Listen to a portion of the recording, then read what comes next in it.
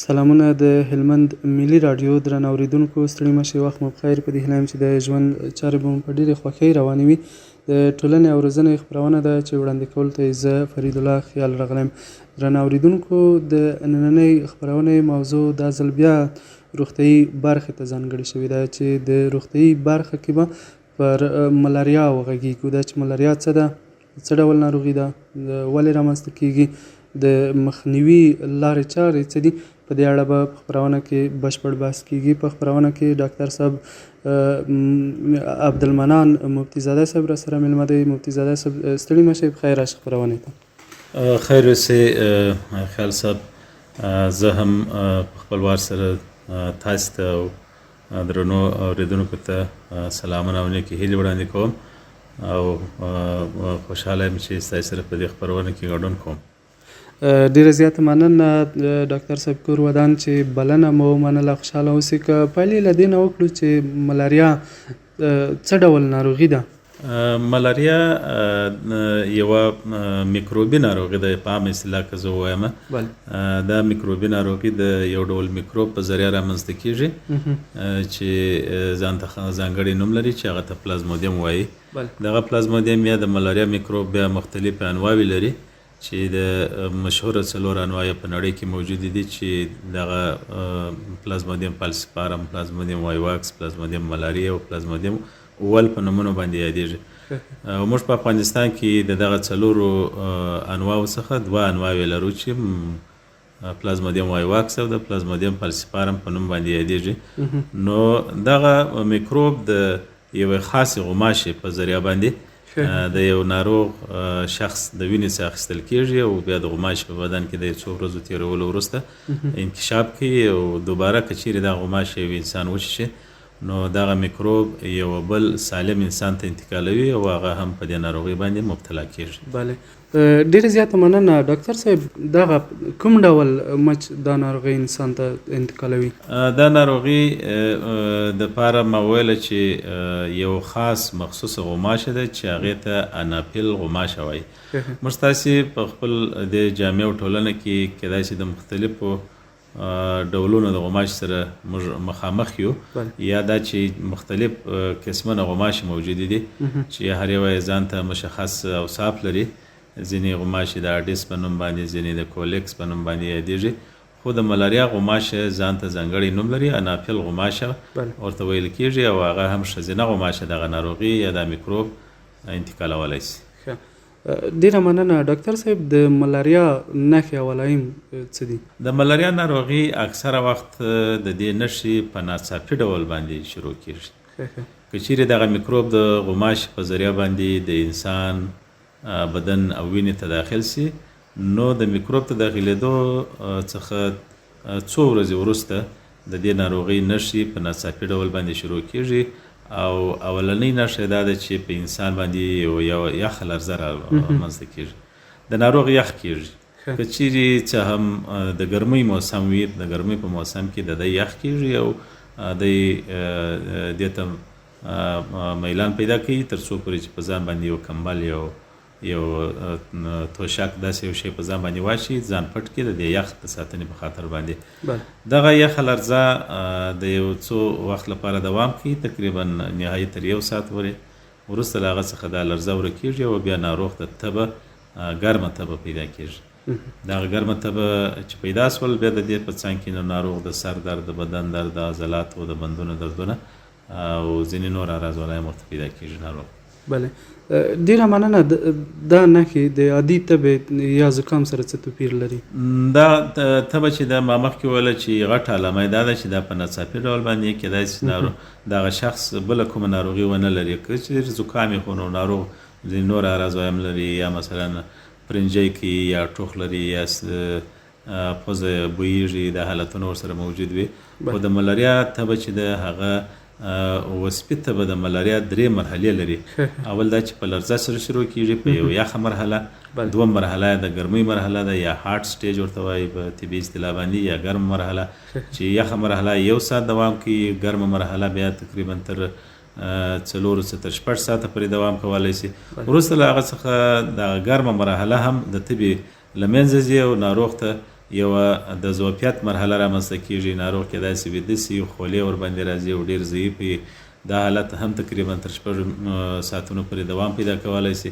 نو د ملاریا یو وصفي تبه 3 مرحلې لري او دغه 3 مرحلې تقریبا د 12-13 ساعت په وخت کې دا تیریږي او وروسته له هغه څخه ناروغ کېدلی سي چې بیا هیڅ د تبې علامه ونه لري.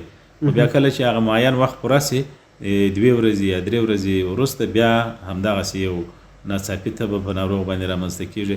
نو په دغه سره موږ د ملاریا تبه پیژندلی سو، د نورو ناروغیو څخه جلا کولی سو. بله ډاکټر صاحب، د دغو نښو نښانو تر څنګ نورې لارې څه دي چې دغه ملاریا ناروغي تشخیص کېږي پرې؟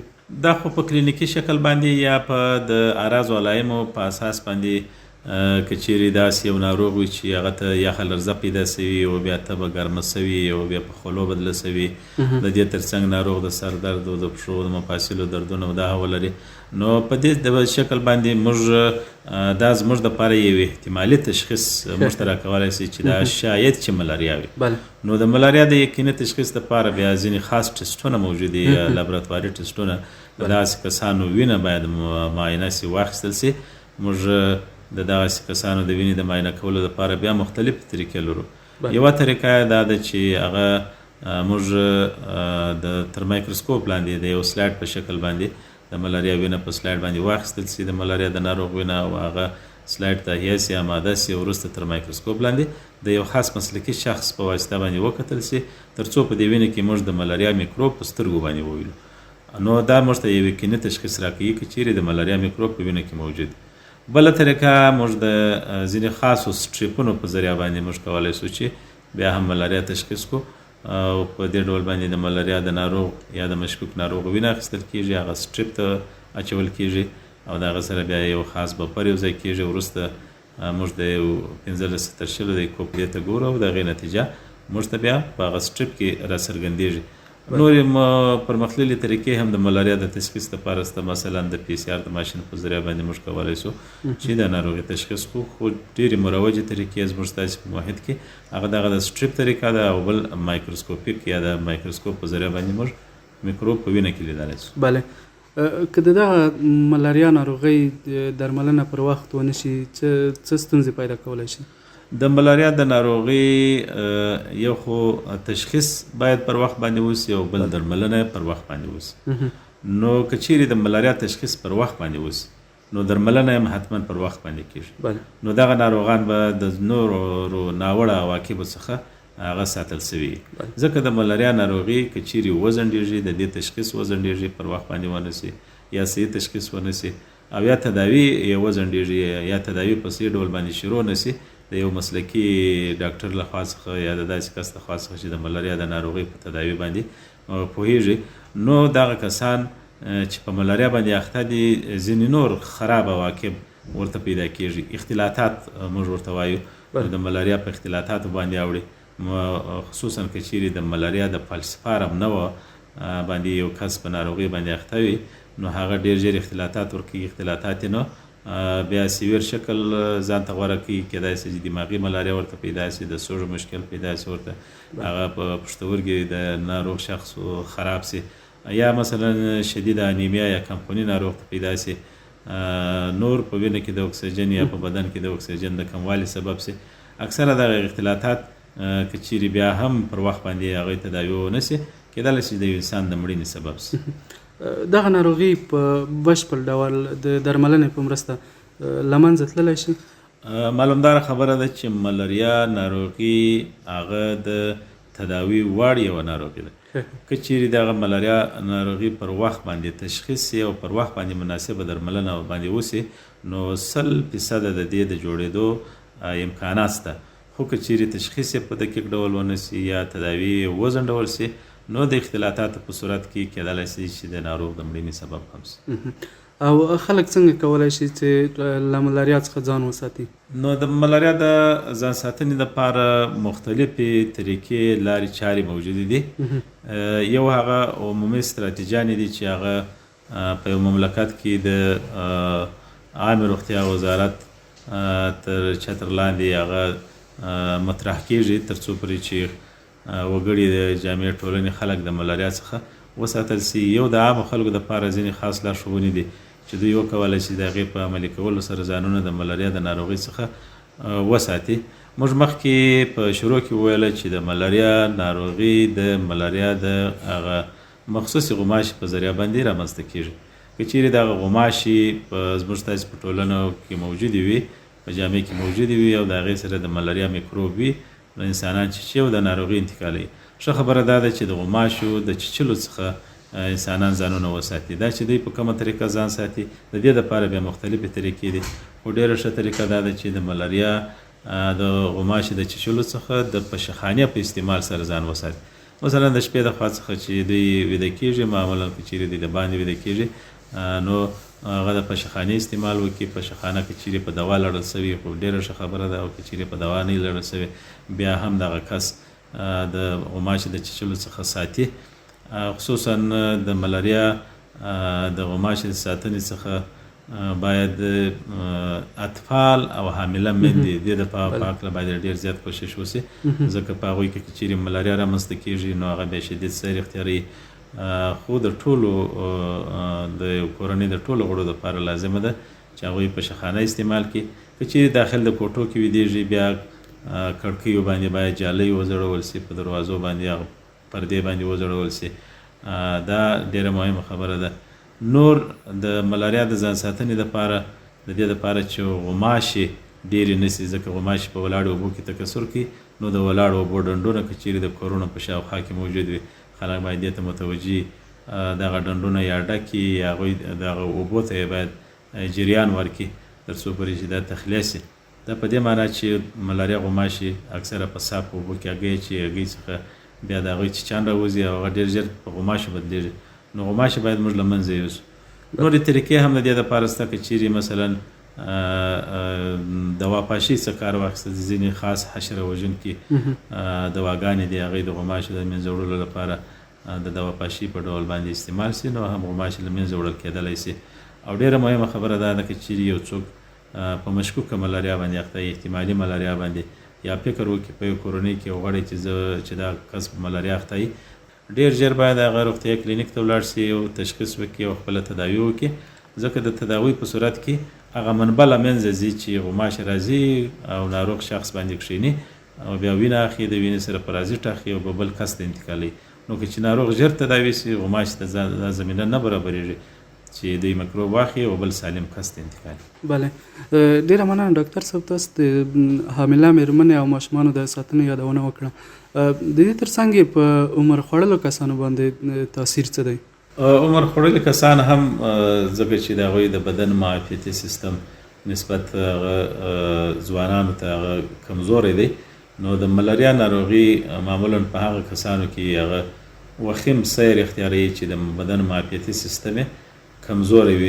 نو دغه کسان چې عمر یې زیات وي، یا مثلا سپین کسان که هغه ښځینه وي که نارینه، د هغوی په هکله باید احتیاط وسي، هغوی هم د پشخانې څخه استفاده وکړي د ویدېدلو په وخت کې. نو دا ډېره مهمه خبره ده.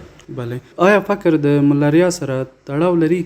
معلومدار خبره ده چې فقر د هرې ناروغۍ سره تړاو لري، ځکه د فقر په صورت کې چې یو څوک اقتصادي مشکلات ولري او ستونزې ولري، نو هغوی نشي کولی چې پر وخت باندې ژر خپل د تداوی او د تشخیص امکانات ځان ته برابر کړي. ناروغي ځنډېږي، کله چې ناروغي وځنډېده ځینې وخت په شدید حالت بدلېدلی سي، کېدلی شي د مړینې سبب هم وسي، مخکې ما اشاره وکړله. بل دغه کسان چې د زیات وخت لپاره په ناروغۍ باندې اخته وي، کېدای شي د کار و کسب څخه هغوی پاتې سي او اقتصادي مشکلې نور هم زیات سي. نو فقر هم په ملاریا باندې چې دی هغه منفي تاثیر لري، د ملاریا د ناروغۍ د وخامت سبب کېدلی شي. بله، د دغه ناروغۍ د مخنیوي په برخه کې ستاسو په اند عامې روغتیا وزارت یا نورو ادارو لخوا کوم اقدامات ترسره شوي دي؟ د عامې روغتیا وزارت لخوا څخه اقدامات شته، د ځینو همکارو مؤسساتو په همکارۍ سره.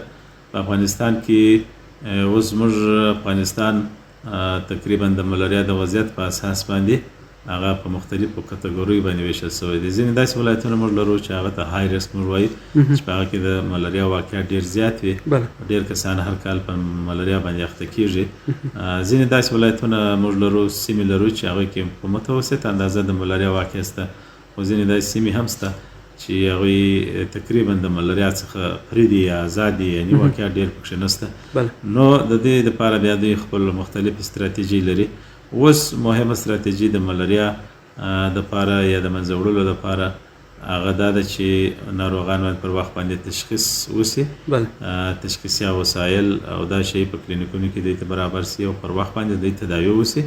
د دې ترڅنګ په ځینو ساحو کې د پشخانو استعمال دا هم مروج دی، خو هغه هم د امکانات په صورت کې، ځکه اوس موږ تاسو ته معلومه ده چې امکانات هم د دې چې دی یو څه کم دي، خو که چیرې دغه د پشخانې استعمال عام سي او ټولو کسانو ته پشخانه ورسېږي، دا ډېر مهمه لار ده د ملاریا د څخه د مخنیوي دپاره. نو دا ډېره مهمه لار ده، کېدلی شي چې د دې په واسطه باندې دوی خپل ځانونه وساتي. خو بیا هم ځینې داسې لارې شته چې عام خلک د هغې په استعمال سره کولی شي چې د ملاریا غوماشي په له منځه وړلو کې دوی فعاله ونډه واخلي. لکه مخکې چې ما اشاره وکړه، ډنډونه د کورو سره نږدې هغې له منځه یوسي، حتی داسې د اوبو ذخیرې چې سرونه یې لڅ وي هغوی باید پټ کړي، ځکه د ملاریا غوماشي په دغه ځایو کې هم هګۍ اچي او د هغوی څخه بیا نورې ملاریا غوماشي رامنځته کېدلی شي. د دې ترڅنګ ځینې هغه اوبه چې قرار سیر لري یا په ارامه باندې بهیږي، په دغسې اوبو کې هم ملاریا غوماشي هګۍ اچولی شي او نوي ملاریا غوماشي رامنځته کېدلی شي. نو دا مهمه خبره ده چې ځینې استراتیژیانې یا د ځینو کارونو تطبیق هغه کېدلی شي چې عامې روغتیا وزارت پورې اړه ولري، ځینې بیا د ټولنې او وګړي په همکارۍ پورې هغه ترسره کېږي. بله، ستاسو د معلوماتو له مخې د افغانستان په کومو سیمو کې ملاریا ډېره خپره ده او ولې؟ د ملاریا ناروغي د افغانستان په ځینو ولایتونو کې چې 6 ولایتونه اوس فعلا دا په نښه شوي دي چې هغه های ریسک دي. های ریسک دا معنی چې ډېر زیات تر خطر لاندې دي. په دې کې دا د جلال آباد یا ننګرهار ولایت دی، د لغمان ولایت دی، نورستان دی، کونړ دی، همدارنګه خوست او پکتیا ولایتونه. دا هغه 6 ولایتونه دي چې دا د ملاریا دپاره اوس هغه ډېر زیات مساعد دي او د ملاریا واقعیت پکښې زیات دي. خو نور ولایتونه کې هم د ملاریا واقعیت شته، خو په دومره اندازه باندې نشته. یو دا دی چې دلته هغه زمینه دوی ته برابره ده، کېدای شي هلته د ولاړو اوبو ډنډونه چې مثلا شولې کرل کېږي، دا پکې ډېر دی، هغه محیط مرطوب دی، ناقل یا د ملاریا غوماشي هلته چې زیات وي نو واقعیت ورسره زیاتېږي. بل دا دی چې موږ دا ولایتونه اکثره د همسایه ملک پاکستان سره هم په سرحد کې واقع دي. ځینې داسې هلته د خلکو راشه درشه موجوده ده ډېره. نو په دغسې ولایتونو کې د همسایه ملکونو څخه ځینې وخت د ملاریا واقعیت راځي دې خواته او دلته خپرېږي. زموږ تاسې د هلمند ولایت وضعیت بیا هم ښه دی نسبت نورو ولایتونو ته، خو بیا د ملاریا واقعیت پکښې لرو. موږ هلمند ولایت کې هم ځینې داسې واقعیت شته چې هغه د نورو ولایتونو څخه ځینې کسان راځي یا مثلا د همسایه ملکونو څخه راځي او د ملاریا واقعیت دلته راوړي. خو خوشبختانه موږ په هلمند کې په ټولو کلینیکونو کې د ملاریا دپاره د تداوی د تشخیص دا امکانات لرو، او کله چې کیس سره مخامخ کېږو هغوی پر وخت تشخیص کېږي او تداوي کېږي. بله، ډاکټر صاحب د ملاریا د مخنیوي لپاره هم خلک باید څه ډول زده کړې ترلاسه کړي؟